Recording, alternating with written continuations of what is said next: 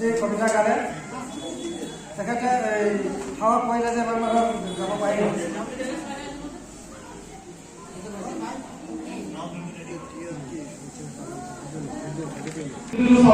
আমি আজি এটা সন্ধিক্ষণৰ মাজত আচলতে মেট্ৰিকক পাতিবলৈ গৈ আছো আৰু সন্ধিক্ষণটো তেনেকুৱা আমাৰ দেশখনৰ যি চৰিত্ৰ আমাৰ স্বাধীনতা সংগ্ৰামৰ কথা যদি আমি চাওঁ স্বাধীনতা সংগ্ৰামত আমাৰ কোনে যুঁজিছিল আমাৰ সকলো ভাৰতীয়ই একেলগে যুঁজিছিলে তাত কোনো ধৰ্মৰ কথা নাছিলে হিন্দুও যুঁজিছিলে মুছলিমেও যুঁজিছিলে আদিবাসীসকলেও যুঁজিছিলে সকলো মানুহে সকলো ভাষা ভাষী একগোট হৈ সকলোকে সামৰি মহাত্মা গান্ধীৰ নেতৃত্বত যি আন্দোলন হৈছিলে সি সকলোকে সামৰি লৈছিলে সমাজৰ সকলো অংশকে সামৰি লৈছিলে আৰু আমি জানোৱেই যে আমি মুণ্ডা বিদ্ৰোহৰ কথা জানো হোল বিদ্ৰোহৰ কথা জানো চিপাহী বিদ্ৰোহৰ আগৰে পৰা আদিবাসীসকলে প্ৰথম যুঁজিছিলে ব্ৰিটিছৰ বিৰুদ্ধে গতিকে আমাৰ দেশখন গঠিত হৈছিল তেনেকুৱা এটা বহল সকলোকে সামৰি লৈ কিন্তু আজি আমাৰ দেশখন কৰিবলৈ যোৱা হৈছিল যে এটা ভাষা এটা জাতি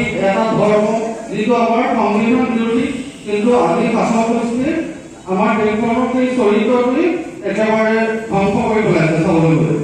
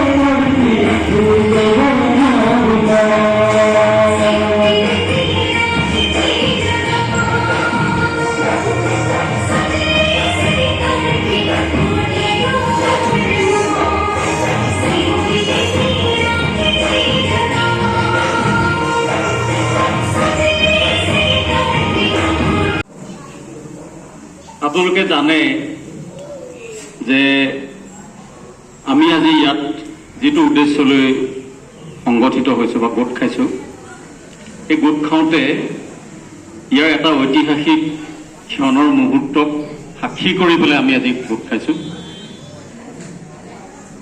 এই দিনটো 1 মে দিনটো যি তাৎপৰ্য ইতিমধ্যে কেইবাজনো বক্তাই আপোনালোকৰ আগত ব্যক্ত কৰিছে গতিকে মই তালৈ নাযাওঁ কিন্তু মূলত কথাটো হ'ল যে 1 মে তাৰিখটো আমি কিয় উদযাপন কৰোঁ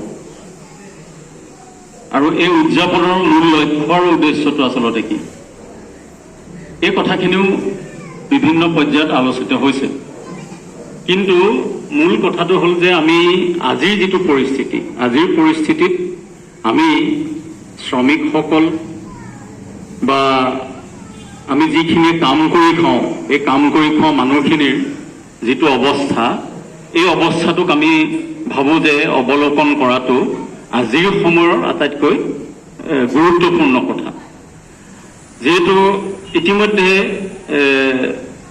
চাওৰাই উদ্দেশ্য ব্যাখ্যাত বহুত কথাই কৈ গৈছে যে শ্ৰমিকসকলক কি ধৰণে শোষণ কৰা হয় আমি কিছু কথা আমাৰ পৰা লুকুৱাই ৰখা হয় যিখিনি কথা আমি আপোনালোকৰ সন্মুখত আজি ব্যক্ত কৰিবলৈ যত্ন কৰিম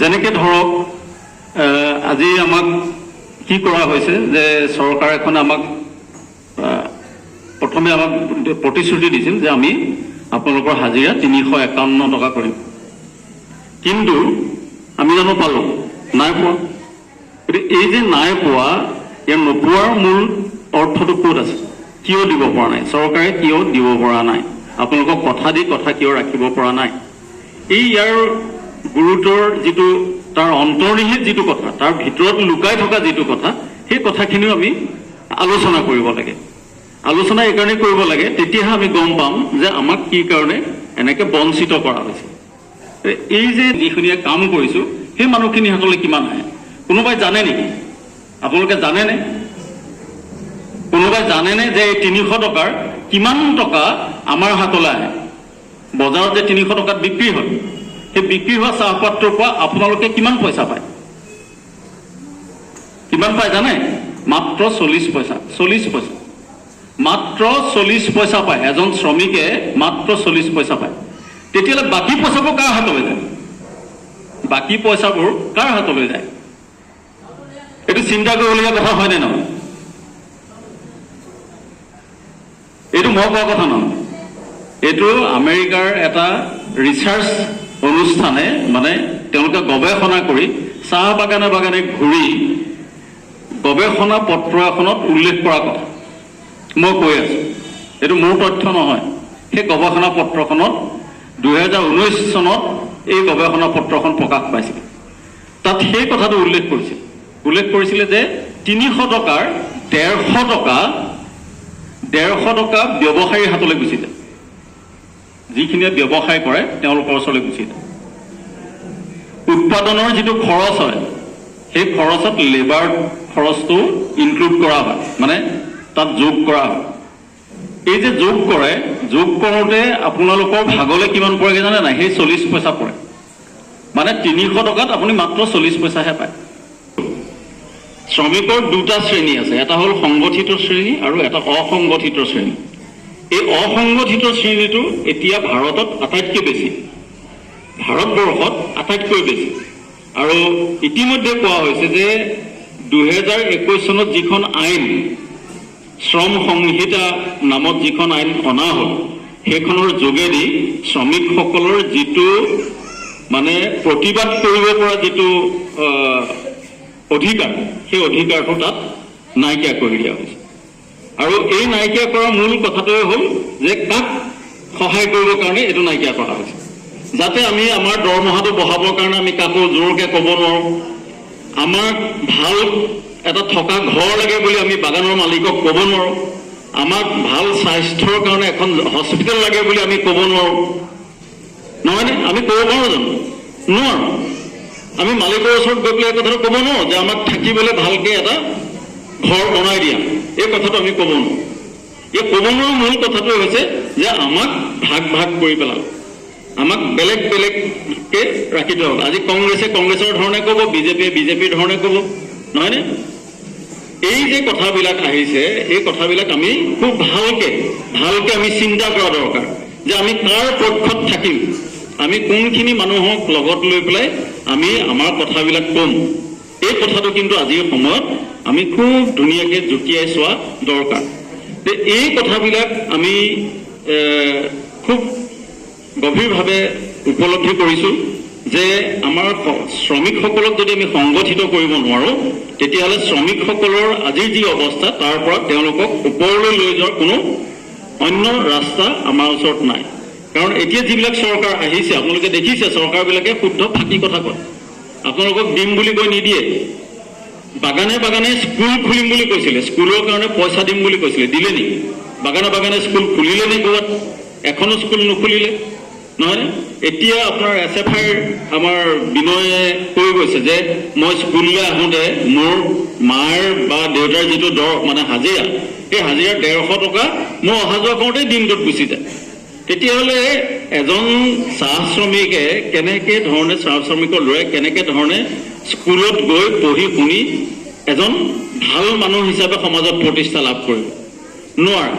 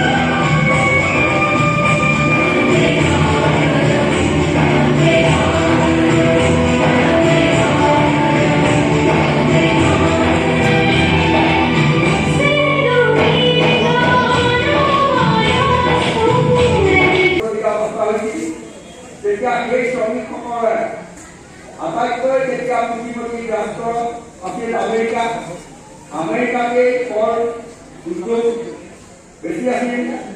তেতিয়াই চিকাগো চহৰৰ সেই মাৰ্কেটত 1886 চনত এটা আন্দোলন হৈছিল।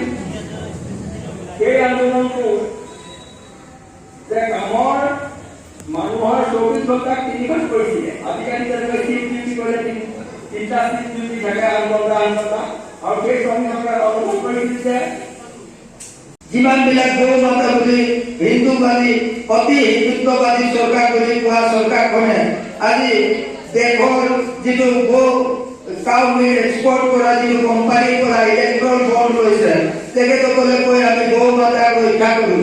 এইটো কেনেধৰণৰ গৌ মাতা ৰক্ষা কৰা বিজেপি চৰকাৰৰ?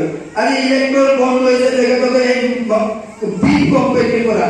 তেখেতসকলে আমাকহে কয় যে আমি হিন্দুত্ববাদী হিন্দু সংগঠনৰ আমি হিন্দুত্বক ৰক্ষা কৰা চৰকাৰ হয়, কিন্তু কোনো ধৰণৰ আজি গোটেইটো এতিয়া আজি ক'ব গ'লে যিটো ধ্ৰুৱ ৰাখে ইউটিউবাৰ হয়, তেখেতে সদূৰ লণ্ডনৰ পৰা আহি ভাৰতত তেখেতে অকলে মিডিয়াৰ কামটো কৰি আছে। আৰু ভাৰত চৰকাৰখনে আজি গোটেই ভাৰতৰ মিডিয়া চিষ্টেম যিবিলাক টেলিভিছন চিষ্টেম গোটেইটো তেখেতসকলে অকল এটা এডভাৰটাইজমেণ্ট কৰে, অকল মোদী আৰু মিডিয়াক এনেধৰণে কিনি লৈছে যে আচল কথাটো ভাৰতৰ জনগণক নেদেখায়। ক'ৰবাত মোদীৰ কিবা এটা হ'ব সেইবিলাকে দেখাই থাকিব। সেইটো কাৰণে আমি এই গদি মিডিয়াৰ পৰা আঁতৰত থাকিব লাগিব আৰু আমি অৰিজিনেল আজি যুগত যিজন মানুহে আচল আমাক নিউজবিলাক দেখায় সেইবিলাক মানুহৰ আমি নিউজবিলাক চাব লাগিব।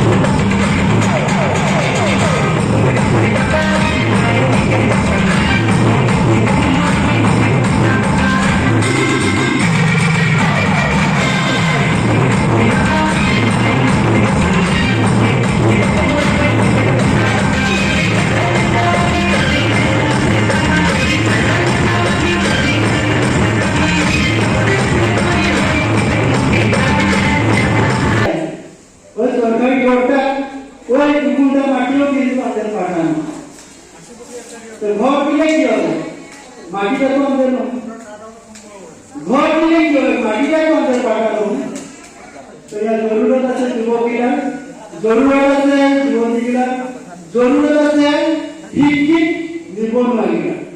এই বস্তুটাকে এক কাম পৰিচালনা, এই কাম নিৰ্মাণ কৰা, এই কাম বৈজ্ঞানিক দৃষ্টিভঙ্গিৰে চোৱা চিতা কৰা।